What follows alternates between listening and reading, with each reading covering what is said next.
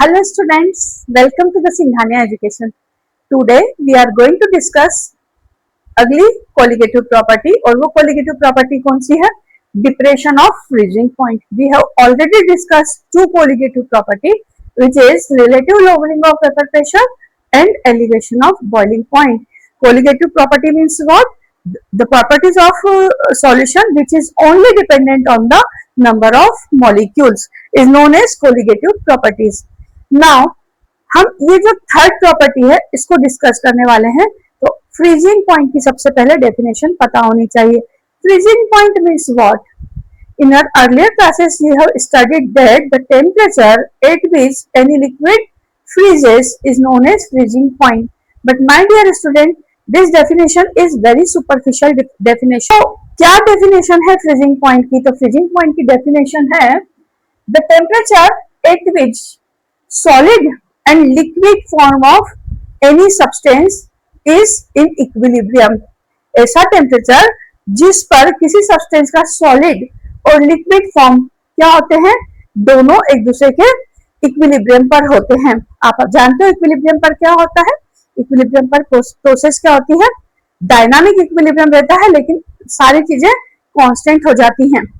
तो वहां पर लिक्विड का जो लिक्विड फॉर्म है किसी सब्सटेंस का और सॉलिड फॉर्म है, दोनों क्या होंगे? इक्विलिब्रियम पर होंगे। और यदि हम दूसरे वर्ड्स में कहें तो क्या कहें? Vapour pressure of ice will be equal to vapour pressure of water. तो अब फिर से ध्यान आएगा कि क्या सॉलिड का वेपर प्रेशर होता है? तो यस, सॉलिड का भी वेपर प्रेशर होता है। सॉलिड में भी कुछ सब्सटेंस कुछ अमाउंट में क्या होता है? सबलाइम होता है और डायरेक्टली चेंज हो जाता है वेपर स्टेट में। तो सॉलिड के साथ में भी वेपर प्रेशर होता है। ये अलग बात है कि उसका वेपर प्रेशर कम होता है। तो इस समय पर जो वेपर प्रेशर होता है आइस का, वो किसके इक्वल होता है? वेपर प्रेशर ऑफ वाटर के। तो यहाँ तक तो हमने डेफिनेशन पढ़ी है सिर्फ और सिर्फ अभी समझा है फ्रीजिंग पॉइंट क्या है। फ्रीजिंग पॉइंट वो पॉइंट है जिस पर आइस और वाटर दोनों एक दूसरे के साथ में इक्विलिब्रियम पर होते हैं। और इवन हम एक और बात कहें कि उसका वेपर प्रेशर भी इक्विलिब्रियम पर होता है, मतलब तीनों स्टेट एक साथ इक्विलिब्रियम पर प्रेजेंट होती है इस पॉइंट पर। अब इस बात को थोड़ा सा हम ग्राफ के थ्रू समझते हैं। ग्राफ के थ्रू समझने पे बात और अच्छे से समझ में आएगी। हमने last elevation of boiling point में ग्राफ प्लॉट किया था। इस ग्राफ को हमने किस किस के बीच में प्लॉट किया है? वेपर प्रेशर और टेम्परेचर के बीच में। हमने प्योर सॉल्वेंट लिया, उसका टेम्परेचर हम कम करते गए। एक पॉइंट ऐसा आया जब ये प्योर सॉल्वेंट फ्रीज होना स्टार्ट हो गया। इस पॉइंट पर इसकी सॉलिड और लिक्विड स्टेट और वेपर स्टेट तीनों क्या है? इक्विलिब्रियम पर है। इस पॉइंट को हम इसका ट्रिपल पॉइंट भी बोलते हैं। ट्रिपल पॉइंट भी बोलते हैं। अब इस पॉइंट के बाद में जब और हमने टेम्परेचर को कम किया तो यहाँ पे सारा फ्रीज हो चुका है कंपाउंड। अब अगर हम और टेम्परेचर को डिक्रीज करेंगे तो ये प्योर सॉल्वेंट का जो फ्रोजन कर्व बनेगा, मतलब यहाँ पे हम टेम्परेचर कम करते जा रहे हैं और सॉलिड स्टेट में जो आइस है वो सॉलिड स्टेट में है और इसका टेम्परेचर और कम होता जा रहा है। तो इस तरह से हमको इसका कर्व मिल रहा है। ये लिक्विड स्टेट का कर्व है। यहाँ पे एक पॉइंट पर क्या हो गया? जब तक सारा का सारा फ्रीज ना हो जाए तब तक वो कर्व आगे नहीं बढ़ेगा। यहाँ पे जब सारा का सारा लिक्विड फ्रीज हो जाएगा तब और टेम्परेचर कम करेंगे तो हमको फ्रोजन सॉल्वेंट का कर्व मिलेगा। अब हमने क्या किया? इस पॉइंट पर जब हम अभी सॉल्यूशन का कर्व समझ लेते हैं, फिर मैं यहाँ पे समझाती हूँ कि हम जब सॉल्वेंट को में सॉल्यूट को मिलाते हैं तो क्या होता है। तो यहाँ पे हम सॉल्यूशन की बात करें तो सॉल्यूशन हमने बनाया और यहाँ से हम टेम्परेचर इसका कम करते जाएंगे तो इस पॉइंट पर आकर के वो फ्रीज होगा। ये हमें कर्व से नजर आ रहा है, लेकिन हमें केमिस्ट्री क्या है? केमिस्ट्री पूरी एक्सपेरिमेंटेशन के ऊपर बेस्ड है। तो हम सारी चीजें अगर एक्सपेरिमेंटली समझेंगे तो ही हमें बातों को कनेक्ट कर पाएंगे। तो अब ये बात तो समझ में आ गई कि देखो यहाँ पे टेम्परेचर क्या है। अगर मैं यहाँ पे देखो इस पॉइंट पर आकर के सॉल्यूशन फ्रीज हो रहा है तो ये इसका क्या है? इसका फ्रीजिंग पॉइंट है। यहाँ पे सॉल्वेंट फ्रीज हो रहा है तो ये इसका फ्रीजिंग पॉइंट है, जिसको हमने टी नॉट एफ से रिप्रेजेंट किया है। मैंने यहाँ लिख भी दिया है। और इसको हमने किससे रिप्रेजेंट किया है? सॉल्यूशन के फ्रीजिंग पॉइंट को पी एफ से रिप्रेजेंट किया है। ग्राफ से देखने पर साफ साफ समझ में आ रहा है कि टी एफ छोटा है, टी नॉट एफ बड़ा है, क्योंकि टेम्परेचर इस एक्सिस पर इधर की साइड इंक्रीज कर रहा है। तो जब हम इसमें देखेंगे तो फ्रीजिंग पॉइंट जो सॉल्वेंट का था वो ज्यादा था और सॉल्यूशन का फ्रीजिंग पॉइंट कम हो गया, मतलब फ्रीजिंग पॉइंट सॉल्यूशन का डिक्रीज हो गया। अब देखो किताबों में जो लिखा है ना, खाली उस बात से अगर आप समझने लगे तो बात कभी समझ में नहीं आएगी। तो उस बात को समझने के लिए हम आगे बढ़ते हैं। आपने मटका आइसक्रीम खाई होगी डेफिनेटली, सब बच्चे खाते हैं मटका आइसक्रीम, तो आपने भी खाई होगी। मटका आइसक्रीम जब खाते हो आपको टेस्ट आता है नमक का। इसका मतलब कहीं ना कहीं से नमक उसके अंदर आ जाता है। अब कहीं ना कहीं से कहां से आ जाता है? जब पूरी आइसक्रीम खत्म होती है तब तक नमक का टेस्ट नहीं आता, सिर्फ जब हम शुरुआत में खाते हैं तभी हमको नमक का टेस्ट आता है, फिर धीरे धीरे नमक का टेस्ट खत्म हो जाता है। इसका मतलब नमक जो सॉल्ट है वो बल्क ऑफ द आइसक्रीम में नहीं गया, सिर्फ ऊपर ऊपर के पार्ट पर ही लगा हुआ है। अब ये बात समझना पड़ेगी कि क्या हुआ, फ्रीज तो था नहीं मटका आइसक्रीम वाले के पास में, उसने तो मटके में ही आइसक्रीम को फ्रीज कर दिया। तो क्या किया उसने, क्या किया, वही बात समझने की है कि उसने यही प्रोसेस करी। बर्फ लेके आए खरीद के बाहर से भाई साहब, और क्या किया उन्होंने, उसको क्रश करा, क्रश करके मटके में डाल दिया। मटका तो नहीं बनाऊंगी मैं, कंटेनर बना देती हूँ। मटका बनाने में बड़ी प्रॉब्लम है इसका राउंड शेप देने में।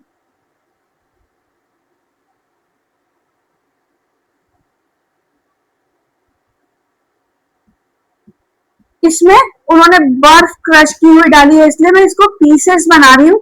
अब उसके पीसेस तो कुछ भी रैंडम शेप के होंगे, लेकिन मैंने यहाँ पे ऐसे ही बना दिए। अब उन्होंने इसमें डाला है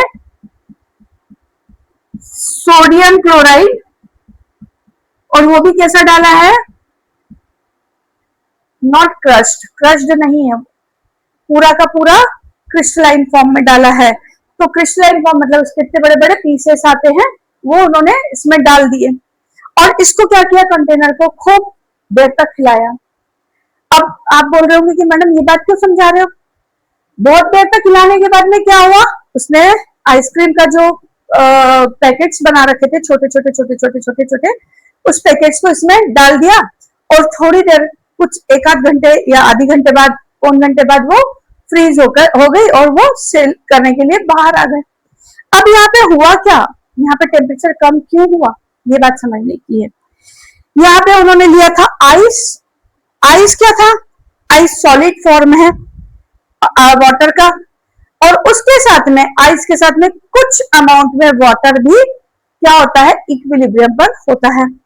तो यहाँ पे आइस के पीसेस भर दिया उन्होंने, उसके साथ में कुछ अमाउंट में वाटर भी था, और डाल दिया NaCl और उसको बहुत ज्यादा हिलाया। अब क्या होगा, NaCl डिजोल्व होगा, किसमें डिजोल्व होगा, NaCl डिजोल्व होगा वाटर वाले पार्ट में। आइस में तो डिजोल्व नहीं हो सकता, वाटर जो है इसके अंदर, उसके अंदर वो डिजोल्व होगा। जैसे ही वो वाटर में डिजोल्व होगा तो उसका क्या हो जाएगा, वेपर प्रेशर डिक्रीज हो जाएगा, क्योंकि हम जानते हैं प्योर सॉल्वेंट का वेपर प्रेशर ज्यादा होता है और सॉल्यूशन का वेपर प्रेशर कम होता है। राउल्स लॉ से यही तो पढ़ते हुए आ रहे हैं हम। तो उसका वेपर प्रेशर क्या हो जाएगा, डिक्रीज हो जाएगा। अब यहाँ देखो, यहाँ वाटर था, इस वाटर में डिजोल्व हो गया NaCl, NaCl जैसे ही डिजोल्व हुआ तो क्या हुआ, इसका वेपर प्रेशर कम हो गया, इसका वेपर प्रेशर अब इक्वल नहीं है, इसका वेपर प्रेशर हो गया कम और इसका वेपर प्रेशर हो गया ज्यादा। ये प्रोसेस कैसी है, इक्विलिब्रियम पे है, ठीक। अगर अब इसको वापस से इक्विलिब्रियम पर आना है तो क्या करेगी, ये प्रोसेस उस डायरेक्शन में जाएगी जिधर जिधर हमने चेंज किया है, हमारे चेंज को अंडू करेगी अकॉर्डिंग टू ली शैटेलियर प्रिंसिपल। तो अब क्या होगा, इधर से कुछ आइस वापस से लिक्विफाई हो जाएगा और वाटर में चेंज हो जाएगा। जब तक कि इनका वेपर प्रेशर इक्वल ना हो तब तक आइस क्या होगा, वाटर में चेंज होता रहेगा। अब ice is the crystalline form, ice is a crystalline form of water. तो इसके क्रिस्टल को ब्रेक डाउन करने के लिए क्या चाहिए होगा, हीट एनर्जी चाहिए होगी। और दूसरी बात, यहाँ पे वाटर में हम NaCl डिसॉल्व कर रहे हैं, इस NaCl के क्रिस्टल को भी ब्रेक करने के लिए हीट चाहिए होगी। दोनों को जो हीट रिक्वायर्ड है वो कहां से मिलेगी? मटके में तो अवेलेबल नहीं है कि बाहर से वो आए, तो कहां से लेगा वो? सॉल्यूशन से लेगा। अब बात यह है कि सॉल्यूशन से क्यों लेगा? सॉल्यूशन से इसलिए लेगा क्योंकि NaCl और वाटर का सॉल्यूशन बनना एक स्पॉन्टेनियस प्रोसेस है। मैंने अपने अर्लियर चैप्टर लेक्चर्स में थर्मोडायनामिक्स ऑफ सॉल्यूशन पूरा स्टडी किया है, आप वहां पे जाके देखो। आप जब लेक्चर देखोगे तो आपको समझ में आएगा कि जो कोई प्रोसेस स्पॉन्टेनियस है, होना ही है, तो क्या करेगा वो? एनर्जी ब्रेक डाउन करने के लिए कहां से लेगा? उस सॉल्यूशन के मिक्सचर से ही लेगा। तो जो ये मटके में जो सब्सटेंस पड़ा है, इससे एनर्जी को लेकर के उसने क्या किया? क्रिस्टल लेटाइस को तोड़ दिया। कौन कौन से क्रिस्टल को? आइस के क्रिस्टल को तोड़ने के लिए भी एनर्जी लगी और NaCl के क्रिस्टल को भी ब्रेक करने के लिए एनर्जी लगी। वो एनर्जी कहां से ले ली गई? सिस्टम से ले ली गई। और सिस्टम, इस वाले सिस्टम से ले ली गई एनर्जी, तो क्या हुआ? इसका टेम्परेचर गिर गया। इसका टेम्परेचर क्या हो गया? कम हो गया। अब बात बताएं कि अगर हम आइस और NaCl का 3:1 पार्ट और 4:1 पार्ट में लेते हैं, तो इसका जो टेम्परेचर है approximately -21 degree to -23 degree depress हो जाता है। और इस समय पर भी जो ये सॉल्यूशन है वो फ्रीज नहीं होता इस टेम्परेचर पर। इस टेम्परेचर पर भी जो सॉल्यूशन है वो बर्फ, आइस के कुछ पार्ट के साथ में इक्विलिब्रियम पर रहता है। तो आपने कभी नोटिस किया हो, कभी खाई हो आइसक्रीम, और अगर नहीं किया हो तो अब कभी खाओ तो नोटिस करना, जब अंदर से मटके में से वो निकाल के देते हैं तब आपको दिखेगा कि वहां पे केवल और केवल ठंडा पानी होता है। बर्फ बहुत कम अमाउंट में नीचे नीचे रहता है, क्योंकि अब वो इक्विलिब्रियम पर आ गया, नया इक्विलिब्रियम अटेन हो गया। और उस समय पर उसका टेम्परेचर है -21 डिग्री टू -23 डिग्री सेंटीग्रेड। इस टेम्परेचर पर सॉल्यूशन तो फ्रीज नहीं होगा, लेकिन जो हम कुल्फी डाल रहे हैं वो इससे कम टेम्परेचर पर भी फ्रीज हो जाती है। तो हमको कुल्फी क्या मिल जाती है?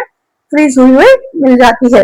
तो इसी को हम बोलते हैं डिप्रेशन ऑफ फ्रीजिंग पॉइंट।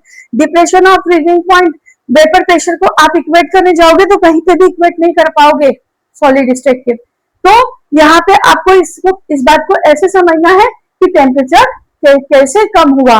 ये इक्विलिब्रियम की प्रोसेस है boss. Equilibrium is a very important topic. आपने देखा होगा जब से मैं पढ़ा रही हूँ सॉल्यूशन, तब से मैं बार बार इक्विलिब्रियम का यूज कर रही हूँ।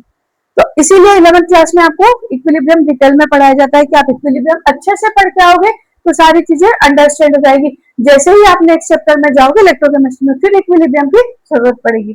तो equilibrium chapter is a very very important chapter. अब यहाँ से मैं समझ गई कि आपको बात समझ में आ गई होगी। अब हम ये जानने की कोशिश करते हैं कि ये जो डिप्रेशन हो रहा है ना फ्रीजिंग पॉइंट में, ये experimentally it was found that this depression of freezing point is directly proportional to the molality of the solution। तो अब हम चल रहे हैं मैथमेटिकल पार्ट की तरफ। तो experimentally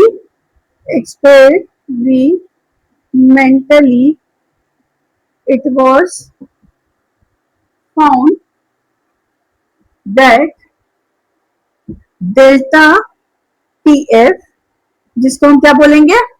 TF not minus TF, ये जो डेल्टा TF है which is directly proportional to molality of the solution. Molality of the solution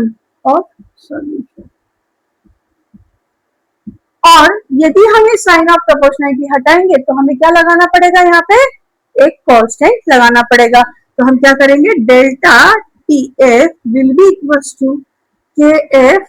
molality को हम स्मॉल m से रिप्रेजेंट करते हैं। अब इस KF को हम क्या बोलते हैं? इस KF को बोलते हैं मोलल डिप्रेशन कांस्टेंट।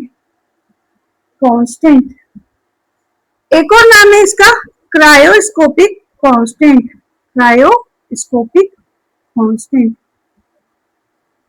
तो अब हमको इस कांस्टेंट की वैल्यू निकालनी है। जब भी हम किसी कांस्टेंट की वैल्यू निकालते हैं तो जो हम प्रोसेस कर रहे हैं उसमें जो इंडिपेंडेंट वेरिएबल जो कि हम अपनी मर्जी से चेंज कर सकते हैं, वो इंडिपेंडेंट वेरिएबल होते हैं। उसकी हम जो यूनिट है या उसका हम अमाउंट है उसको फिक्स कर देते हैं। अमाउंट है तो अमाउंट फिक्स कर देते हैं या उसको हम फिक्स कर देते हैं। तो यहाँ पे हमारे लिए इंडिपेंडेंट वेरिएबल क्या है? मोलालिटी, क्योंकि मोलालिटी बदलूंगी तो डेल्टा टीएफ बदलेगा, मोलालिटी कम करूंगी तो डेल्टा टीएफ कम होएगा, मोलालिटी बढ़ाऊंगी तो डेल्टा टीएफ बढ़ेगा। तो यहाँ पे इंडिपेंडेंट वेरिएबल कौन है? मोलालिटी है। तो मैं मोलालिटी को यूनिट कर दूं। If molality of solution equals to 1, तब क्या होगा? Delta TF will be equals to KF. तो केएफ एक तरह से क्या है? केएफ एक तरह से डिप्रेशन इन फ्रीजिंग पॉइंट ही है, परंतु कब? जब हमने क्या किया है? सॉल्यूशन की मोलालिटी 1 रखी है, यूनिट रखी है। सॉल्यूशन की मोलालिटी कितनी रखी है? मोलालिटी रखी है यूनिट। तब जो भी डिप्रेशन आएगा, जो भी डिप्रेशन होगा फ्रीजिंग पॉइंट में, उस फ्रीजिंग पॉइंट के डिप्रेशन को ही हम बोलेंगे केएफ। तो अब नेक्स्ट बात ये आती है कि कई बार बोर्ड एग्जाम में क्वेश्चन आ जाता है, define cryoscopic constant, what is cryoscopic constant. तो आपको लिखना पड़ता है। तो क्या हम इतना ही लिख के आएंगे? नहीं, हम ढंग से लिख के आएंगे। तो हम उसकी डेफिनेशन को लिखेंगे। क्या है डेफिनेशन इसकी? थोड़ी सी लिख देती हूँ, क्योंकि स्टेट बोर्ड में तो बहुत बार पूछी ही जाती है और सीबीएसई भी कभी कभी पूछ ही लेता है। तो मैं उस डेफिनेशन को लिख देती हूँ। Molal depression constant is the depression of freezing point when 1 mole of solute dissolved in 1 kilogram or 1000 gram solvent। तब जो डेल्टा एफ में चेंज आएगा उसी को हम क्या बोलेंगे? उसी को हम बोलेंगे के एफ। तब कब? जबकि 1 मोल सॉलिड को डिसॉल्व करेंगे 1 किलोग्राम सॉल्वेंट में। तो ये हो गई के एफ की definition. Now moving to the next, the unit of the K F. जिस तरह से हमने के बी की यूनिट को पढ़ा था, बिल्कुल सिमिलर वे में हम के एफ की वैल्यू, के एफ की यूनिट को भी पढ़ेंगे। तो के एफ किसके ऊपर डिपेंड कर रहा है? डेल्टा टी एफ इक्वल हो रहा है जब मोलालिटी 1 है। अब इस के एफ की यूनिट को हम निकालेंगे तो क्या होगा? के एफ की यूनिट होगी unit of K F is equal to kelvin kilogram per mole. ये यूनिट होगी किसकी? के एफ की। अब आती है बात, क्या depression in freezing point number of moles of solute के ऊपर डिपेंड करता है? क्या ये कोलिगेटिव प्रॉपर्टी है? तो इसको हमको जस्टिफाई करना पड़ेगा। तो हम लिखते हैं वापस से, delta T F will be equal to K F molality. Molality को हम कैसे लिख सकते हैं? K F number of moles of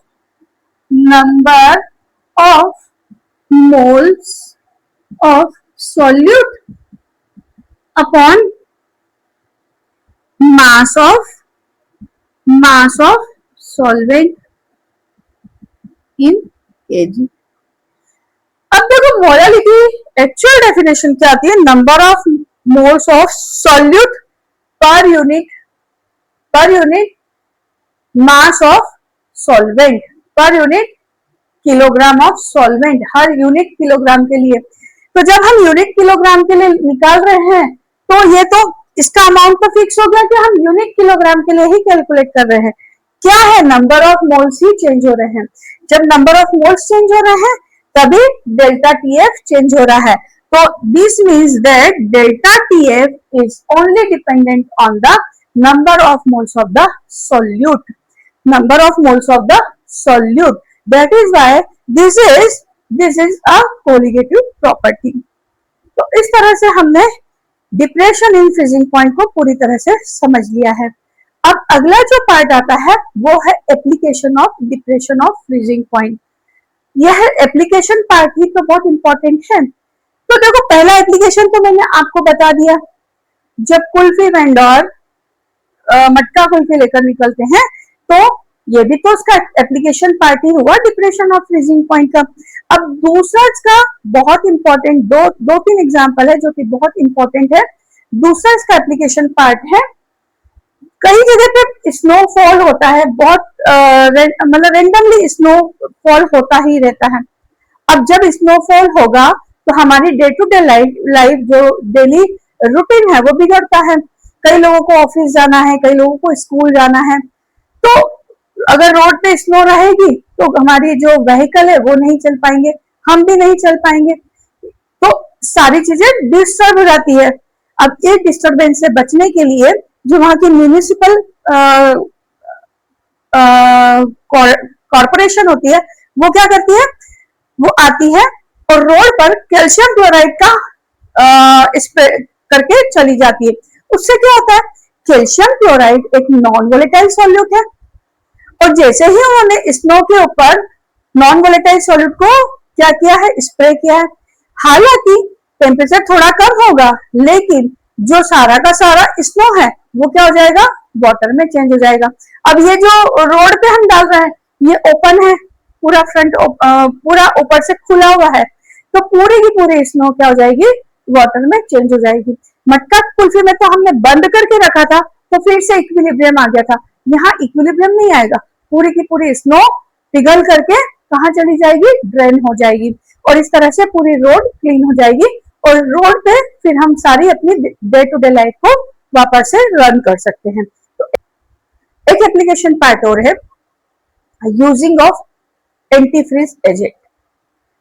इसका यूज क्या है, कई जगह बहुत टेम्परेचर कम होता है, हम इंडिया में रहते हैं, इंडिया तो एक हॉट कंट्री है, लेकिन कई कंट्रीज ऐसे होते हैं जहां पर टेम्परेचर माइनस में होता है, -50 तक भी होता है। अब ऐसी जगह पर यदि कोई व्हीकल चला रहा है, कोई गाड़ी चला रहा है, तो क्या होगा, उसमें जो वाटर होता है, गाड़ी में आपको पता है वाटर यूज करते हैं, तो गाड़ी में जो वाटर होता है वो क्या हो जाएगा, फ्रीज हो जाएगा। अब इसको फ्रीजिंग से बचाने के लिए, ये जो वाटर है इसको फ्रीजिंग से बचाने के लिए क्या करते हैं, इसमें एंटी फ्रीज एजेंट मिला देते हैं। Antifreeze agent generally ethylene glycol होता है, और भी आजकल नए नए आ गए हैं, लेकिन जनरली इथाइलिन ग्लाइकॉल होता है। तो इथाइलिन ग्लाइकॉल को उसमें मिक्स कर देते हैं। जैसे ही इथाइलिन ग्लाइकॉल को मिक्स किया, उसका जो फ्रीजिंग पॉइंट है डिक्रीज हो जाएगा। फ्रीजिंग पॉइंट डिक्रीज हो जाएगा तो अब उस टेम्परेचर पर वाटर क्या नहीं होगा, फ्रीज नहीं होगा, और हम व्हीकल को रन कर सकते हैं। तो ये 2 एप्लीकेशन हो गए। अभी मैं 3 एप्लीकेशन बता चुकी हूँ, अभी एक 4th एप्लीकेशन और बताने जा रही हूँ। अपने नेक्स्ट एप्लीकेशन पे चल रहे हैं, वो की है डिटर्मिनेशन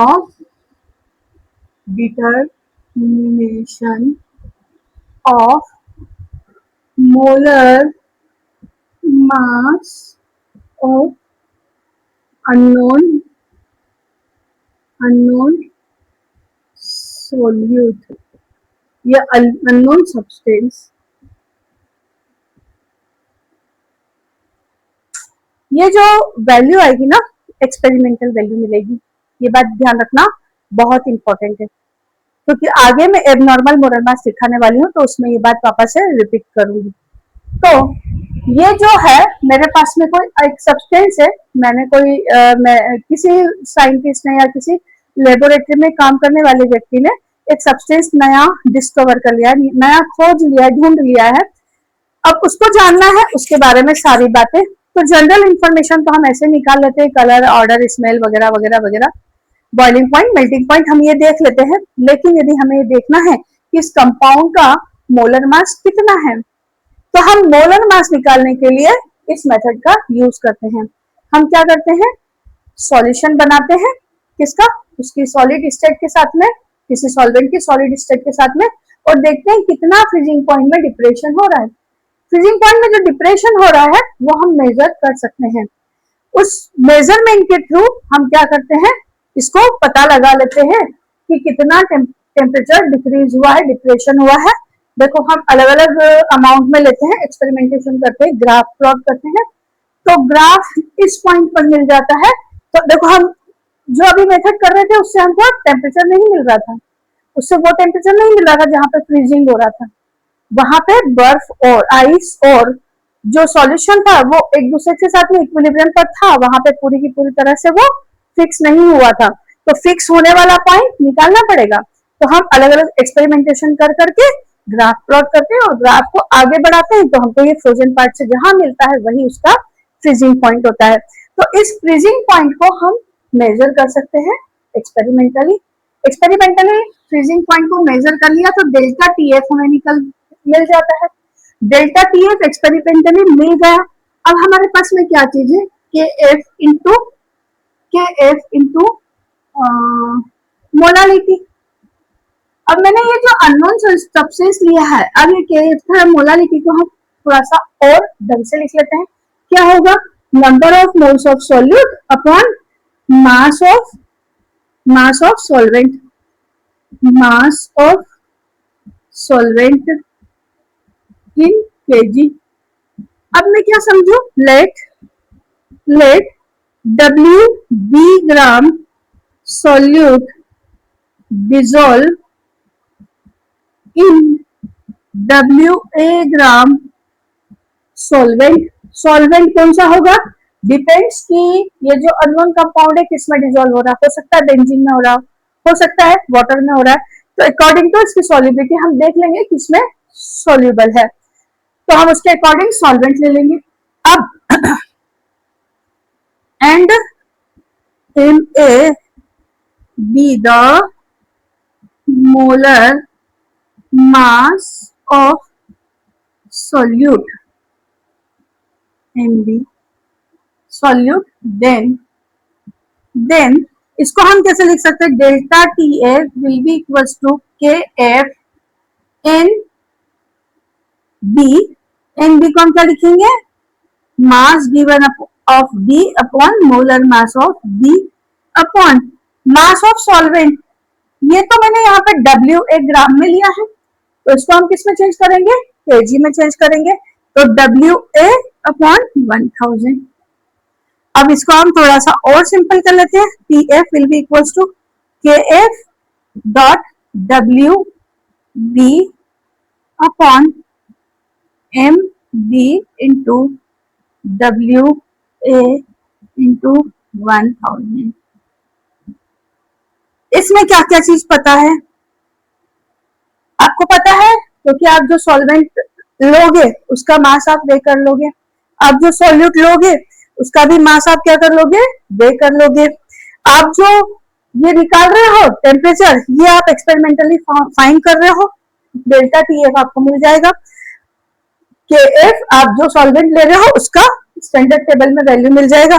आपको क्या निकालना है, एमबी निकालना है। बट माय डियर स्टूडेंट्स, एक बात कहूंगी, मैं कभी भी ये फॉर्मूले से क्वेश्चन नहीं करवाती। क्यों नहीं करवाती हूँ, क्योंकि कभी हम भी स्टूडेंट थे, हमें प्रॉब्लम कहाँ कहाँ आती थी, हम क्या क्या गलतियां करते थे, क्या क्या गलतियां कर करके सीखे हैं, उसके अकॉर्डिंग मैं आपको क्वेश्चन करवाती हूँ। यहाँ पर मास रखने में आपसे हमेशा गलती होती है, दूसरा फॉर्मूला याद रखने में गलती होती है।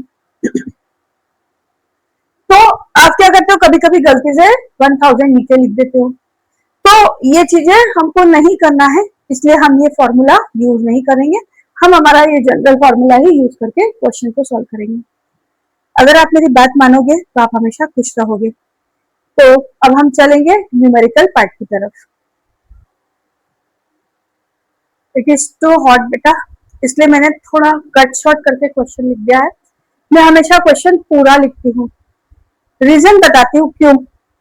क्योंकि जब हम क्वेश्चन पढ़ते हैं ना एग्जाम में, तो पहले तो एग्जाम का स्ट्रेस रहता है, क्वेश्चन पढ़ के ही हमें समझ नहीं आता है कि हम करें क्या, इसमें कैसे करें, और हम क्वेश्चन छोड़ के आ जाते हैं, हलवा क्वेश्चन में हम छोड़ के आ जाते हैं। तो इसलिए मैं क्वेश्चन पूरा लिखती हूँ और पूरा समझाती हूँ। बट सॉरी बेटा, गर्मी बहुत है, इसलिए मैंने थोड़ा कट शॉर्ट करके लिखा है। तो हम क्वेश्चन को समझते हैं ये क्वेश्चन है एनसीईआरटी का एग्जाम्पल क्वेश्चन। पहले तो मेरा सजेशन है कि एनसीईआरटी के जितने क्वेश्चन है ना हर यूनिट में वो सॉल्व करो, एक एक यूनिट पढ़ते जाओ, बड़े इत्मीनान से उनके क्वेश्चन सॉल्व करते जाओ। जब तक आप उनके क्वेश्चन सॉल्व नहीं करोगे तब तक आप अप्लाई करना सीखोगे नहीं, तब तक आप कभी रिफ्लेक्ट नहीं कर सकते एग्जाम में। तो सबसे पहले छोटे छोटे पॉइंट में सीखना है, पहले एनसीईआरटी के क्वेश्चन करना है। एनसीईआरटी के क्वेश्चन भी बहुत डिफिकल्ट होते हैं, बहुत इजी नहीं होते हैं। अगर आपने वो करना सीख लिया ना तो जेईई नीट तो कुछ भी नहीं आए, कोई वो लगेगा ही नहीं, आपको डिफिकल्टी नहीं लगेगा। तो सबसे पहले आप जो 60 से 70 क्वेश्चन एक एक यूनिट में गिवन है एनसीईआरटी में, और एनसीईआरटी एग्जाम्पलर में भी उतने ही क्वेश्चन गिवन है, वो सब सॉल्व करो। उसके बाद आप कॉम्पिटिटिव एग्जाम की तैयारी के लिए मूव करो। तो यहाँ पर मैं ये दे रही हूँ, ये एग्जाम्पल क्वेश्चन है, हम इसको रीड करते हैं। 45 gram of ethylene glycol C2H6O2 formula दे दिया है, is mixed with 600 gram water. तो आपको कैलकुलेट क्या करना है, डेल्टा टीएफ। डेल्टा टीएफ क्या है, डिप्रेशन इन फ्रीजिंग पॉइंट। दूसरी चीज क्या कैलकुलेट करना है, टीएफ ऑफ सॉल्यूशन, सॉल्यूशन का जो फ्रीजिंग पॉइंट है वो आपको फाइंड करना है। तो क्वेश्चन बहुत इजी है, लिखते जाओ। क्या गिवन है, मास ऑफ सॉल्यूट, जिसको हमने किससे रिप्रेजेंट किया है, WB। WB will be equals to 45 gram. अब इसके लिए मोलर मास भी चाहिए होगा, तो MB भी हम निकाल ही लेते हैं। इथाइलिन ग्लाइकॉल दिया होगा C2H6O2, कितना होगा 2 × 12 + 6 × 1 + 16 × 2, और this will come out to be 62 ग्राम पर मोल। अब अगली चीज क्या दी है, मास ऑफ सॉल्वेंट WA गिवन है 600 ग्राम। आपको क्या कैलकुलेट करना है, डेल्टा टीएफ कैलकुलेट करना है और पीएफ कैलकुलेट करना है।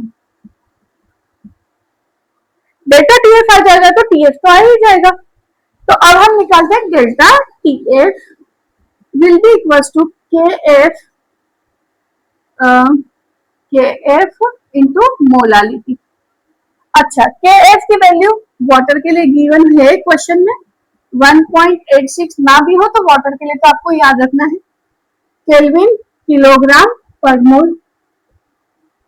तो यहाँ पे क्या है, delta TF will be equals to KF given है 1.86 इंटू मोलालिटी।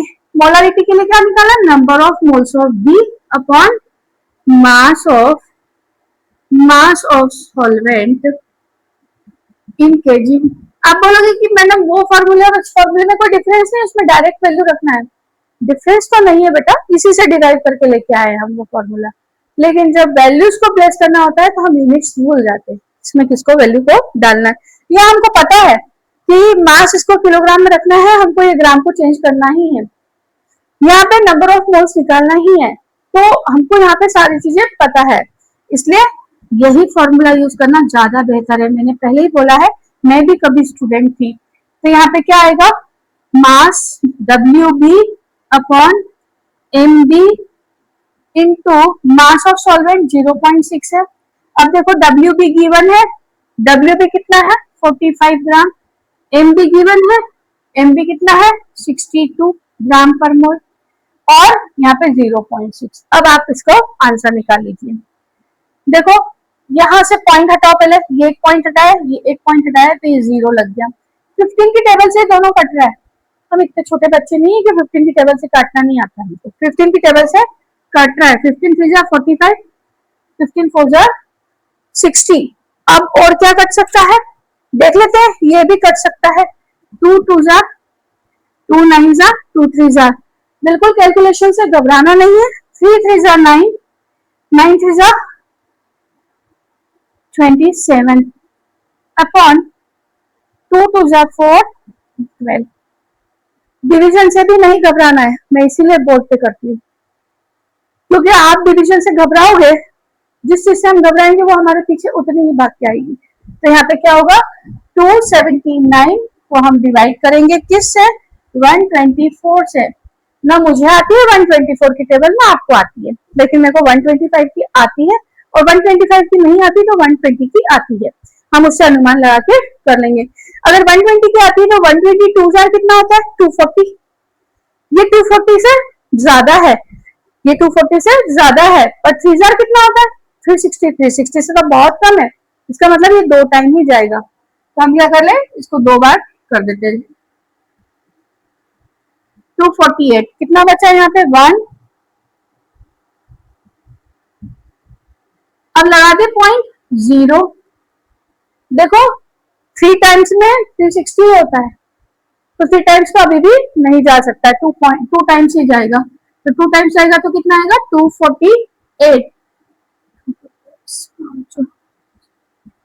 62, अगेन आप 0 लगाओ, देखो हमारा आंसर डिफरेंट आएगा क्योंकि बुक में राउंड ऑफ कर रखा है नंबर ऑफ मोल्स में, मैं आपको कहूंगी राउंड ऑफ करके आंसर नहीं निकालना, यहाँ पे जो डिफरेंस होता है टेम्परेचर में, मतलब डिप्रेशन होता है वो बहुत कम होता है, 2.2, 2.3, 1.4 इस तरह का आंसर आता है, तो जब हम बहुत छोटे आंसर लेके आते हैं उस समय पर राउंड ऑफ करना बहुत खतरनाक हो सकता है, तो हमने राउंड ऑफ नहीं किया तो हमारा आंसर थोड़ा सा डिफरेंट आएगा।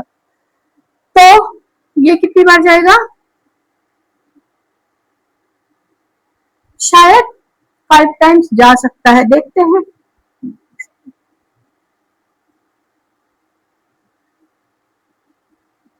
फाइव टाइम्स चला गया, कितना आया 2.25 केल्विन, 2.25 केल्विन। अब बुक में केवल 2.2 करा हुआ है रिपोर्ट, लेकिन 2.25 केल्विन आया है। अब देखो ये निकालना है हमने डेल्टा टीएफ, और अब निकालना है हमको टीएफ, तो टीएफ क्या होता है, डेल्टा टीएफ इक्वल टू क्या था, किसका ज्यादा है freezing point, TF nought minus TF. यहाँ पे सॉल्वेंट क्या है वाटर, तो वाटर का तो आपको पता है फ्रीजिंग पॉइंट कितना है 273.15, तो आप क्या रखोगे यहाँ पे, आपको टीएफ कैलकुलेट करना है, तो डेल्टा टीएफ हमने निकाला है 2.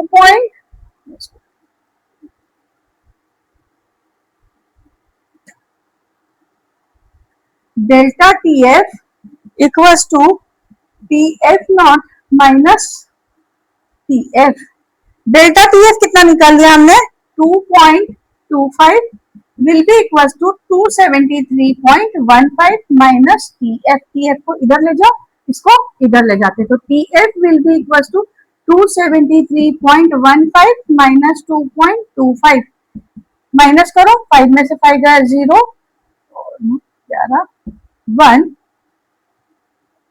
3 और 3 0, 270.90 ये हमारा आ गया boiling point of freezing point of solution. तो इस तरह से हम ये क्वेश्चन को सॉल्व करके निकलेंगे। अब सेकंड वाला जो पार्ट लूंगी वो भी मैं एनसीईआरटी का एग्जांपल क्वेश्चन ही लूंगी। तो बेटा ये जो क्वेश्चन है ये भी क्या है एनसीईआरटी का एग्जाम्पल क्वेश्चन ही है। अब देखो क्वेश्चन क्या है, 1.00 gram of a non electrolyte solute dissolve in 50 gram of benzene, क्या गिवन है WB गिवन है, WB कितना है 1.00 ग्राम, और साथ में WA भी गिवन है, WA क्या है सॉल्वेंट का मास 50 ग्राम, बेंजीन क्या है यहाँ पे सॉल्वेंट है। Lower the freezing point of benzene by 0.40 kelvin, मतलब जो फ्रीजिंग पॉइंट में डिप्रेशन हुआ है डेल्टा टीएफ वो कितना है 0.40 kelvin. The freezing point constant of benzene is 5.12, जो केएफ की वैल्यू है वो कितनी है 5.12 किलोग्राम पर मोल। आपको फाइंड करना है मोलर मास एमबी को फाइंड करना है। हमारे पास में रेडीमेड फॉर्मूला है लेकिन हम रेडीमेड फॉर्मूला यूज नहीं कर रहे। Delta TF will be equals to KF into molality. Delta TF की जगह वैल्यू डाल दो, डेल्टा टीएफ की वैल्यू गिवन है 0.40, केएफ की वैल्यू गिवन है 5.12 इनटू मोलालिटी के अंदर क्या आएगा WB upon MB, upon mass of solvent, तो मैं यहाँ पे लिखती हूँ वर्ड्स में, मास ऑफ सॉल्वेंट इन केजी। बस कुछ भी नहीं करना, वैल्यूज को प्लेस करो। 5.12 इंटू डब्ल्यू कितना दिया है, डब्ल्यू भी दिया है 1, ये कितना दिया हुआ है 50 ग्राम, इसको ग्राम से किलोग्राम में चेंज करोगे, 1000 से डिवाइड, ये एमबी कहाँ जाएगा, नीचे। We have to find the value of MB, तो एमबी को आप इधर ले जाएंगे, ये इधर आ जाएगा। तो अब आपका क्या बन जाएगा calculation, MB will be equals to 5.12 into 1000 ऊपर चला गया, अपॉन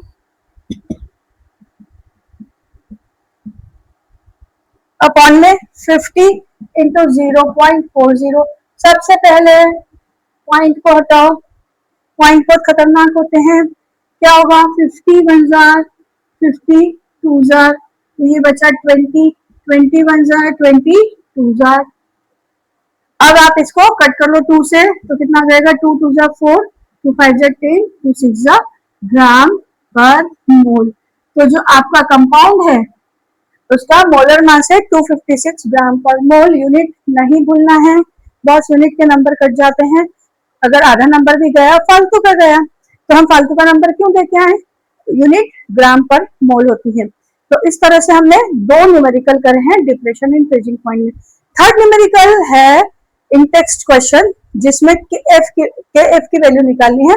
वो क्वेश्चन आप खुद से होमवर्क करेंगे, डायरेक्ट क्वेश्चन है, आप खुद से होमवर्क करेंगे।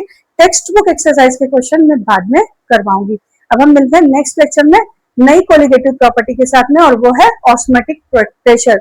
लास्ट कोलिगेटिव प्रॉपर्टी है इस चैप्टर की, वो है ऑस्मोटिक प्रेशर। तो हम ऑस्मोटिक प्रेशर को डिस्कस करेंगे। तब तक के लिए bye bye, thank you for coming to the Singhania education. अगर कोई क्वेरी हो तो कमेंट बॉक्स में डालो, मैं जरूर उसका रिप्लाई दूंगी आपको। और अगर मेरा लेक्चर पसंद आए तो प्लीज सब्सक्राइब करो, अपने फ्रेंड्स को शेयर करो और मेरे लेक्चर को लाइक करो। अगर आप लाइक करते हो तो मुझे मोटिवेशन मिलता है, मैं और अच्छा कंटेंट बनाने की कोशिश करती हूँ।